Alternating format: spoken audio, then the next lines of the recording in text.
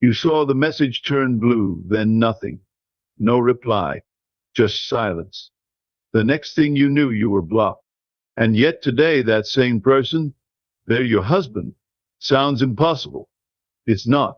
Because when your inner world shifts, reality has no choice but to follow. Let me tell you how everything changed without begging, chasing, or even texting him again. There is a power so misunderstood it often goes unused. It lies not in what you do outwardly, but in what you believe inwardly. When he blocked you, it felt like rejection. It looked like a closed door. But the truth, it was the universe giving you a moment to step into your power, not to panic, not to chase, but to assume. Assume that what you desire is already yours, not through force, not through manipulation, but through unwavering inner faith. Because your reality is only ever a mirror of what you persistently imagine to be true. At first it hurt. You wanted answers, closure, maybe even revenge. But instead you chose stillness. Not the stillness of defeat, but the stillness of power. You didn't react. You didn't reimagine. Every night before sleep you saw him calling you again. You felt the warmth of a return message. You visualized the two of you laughing, sitting side by side, rings on fingers, love restored. Not with neediness, but with certainty. Because when you change the inner conversation, the outer story must realign. Most people try to fix life by fixing others, but you didn't.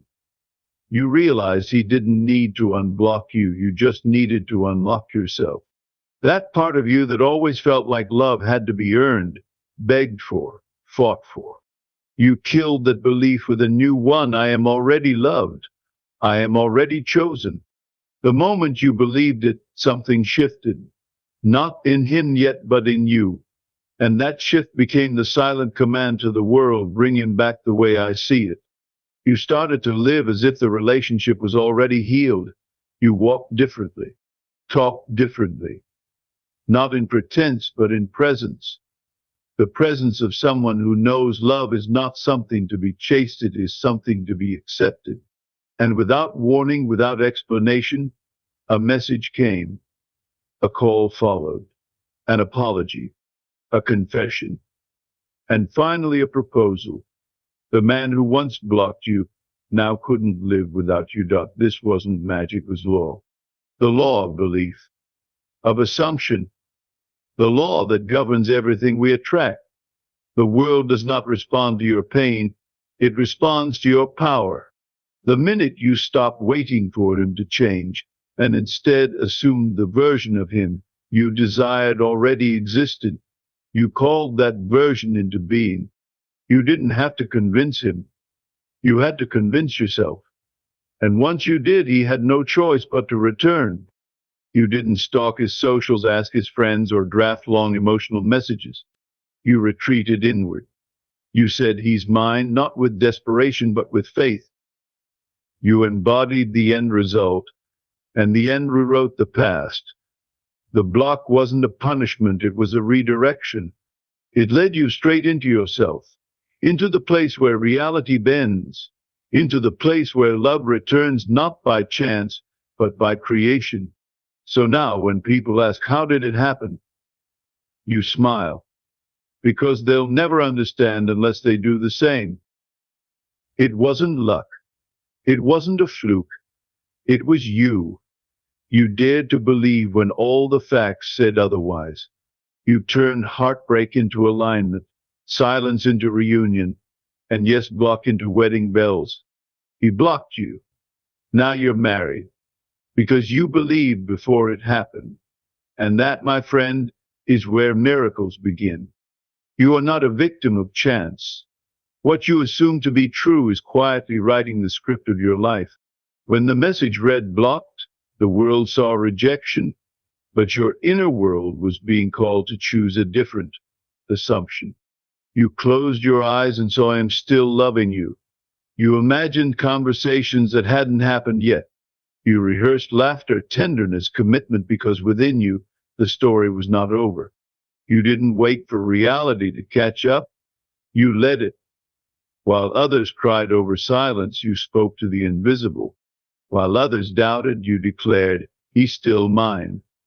And slowly, without effort, the world began to echo your conviction. That is the hidden truth. Your life bends to what you persistently and faithfully assume. He didn't have to believe it first. You did.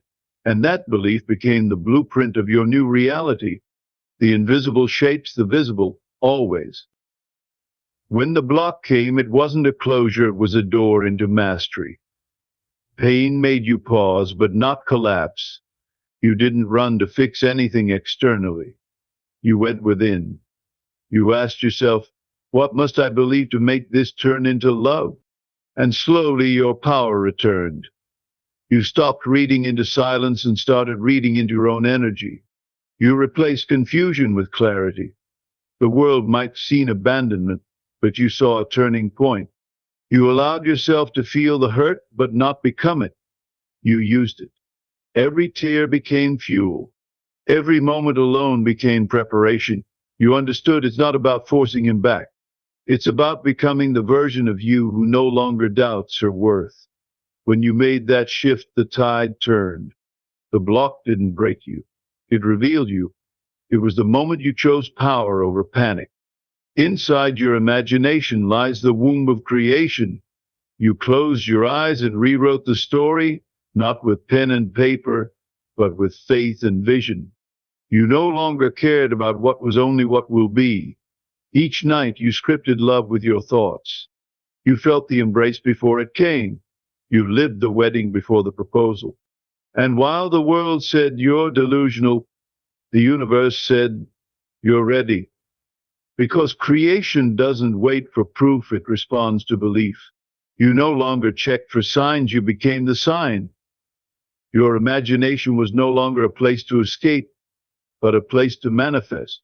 Every detail, every feeling, every scene you saw inside became bricks in the foundation of your future.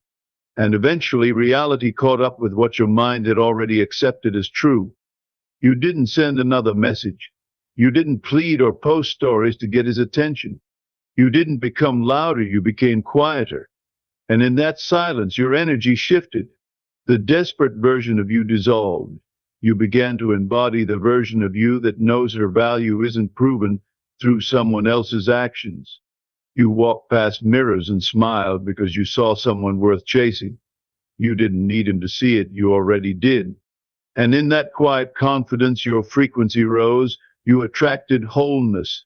You attracted alignment.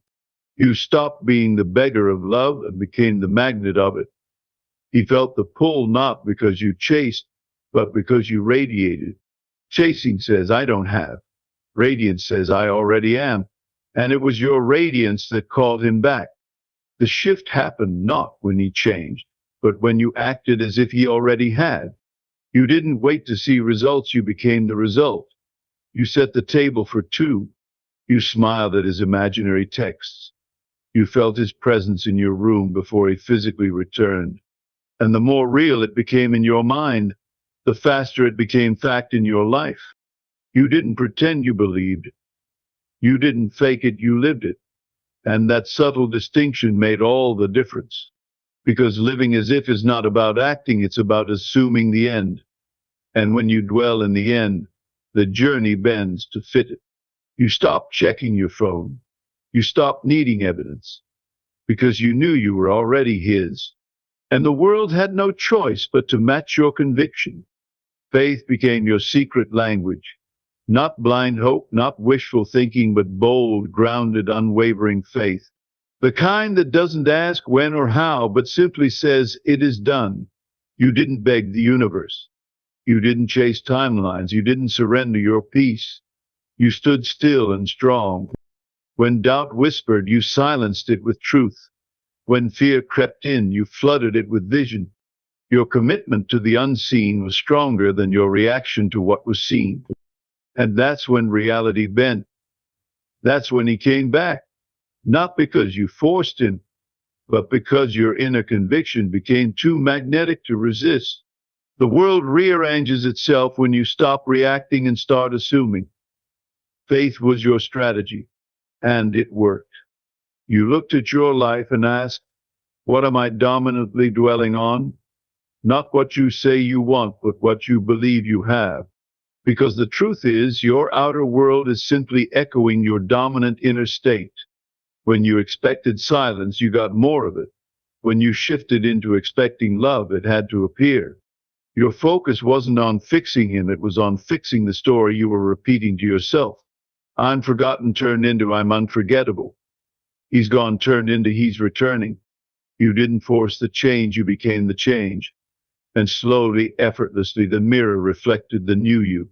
He showed up not because you hunted him down, but because you created the version of you he couldn't look away from.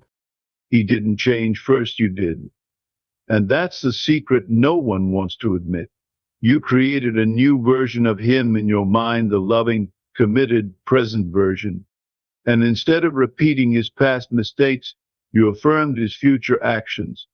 You saw the best in him, even when the worst was visible. You didn't dwell on the pain, only the possibility. You refused to see him as the man who left. You called him the man who returns. And by doing that, you invited a different version of him to appear. The old story lost its power because you stopped feeding it. You didn't fix him, you imagined him differently. And when your vision was clear enough, strong enough, he became what you believed all along. You summoned that version through inner faith. Silence used to scare you. Now it empowers you. Because in the stillness you found this you found the creative space to reshape everything. You used to feel abandoned. Now you understand silence is the sacred space before transformation. It's the pause before the plot twist. You didn't rush to fill the gap. You let the silence deepen your trust. You whispered love into the void. You treated the quiet as confirmation, not rejection. And the more peaceful you became with the unknown, the faster clarity arrived. The world moves fastest for those who don't panic in the pause. You didn't demand answers, you created them. You didn't fear the silence, you made it your altar. And from that altar, love rose again. Not broken, not wounded, reborn. You used to chase validation. Now you radiate wholeness. You don't ask, will he come back? You say, he already has. Because when love is something you know, not something you need, it comes easily. It was never about fixing the past. It was about owning the future. The marriage didn't start with his proposal. It started the moment you felt chosen within. When your inner world changed, so did everything else. He returned not out of guilt, but recognition. He saw the woman who believed in him without needing to convince him. He felt the energy of a queen who never doubted the crown.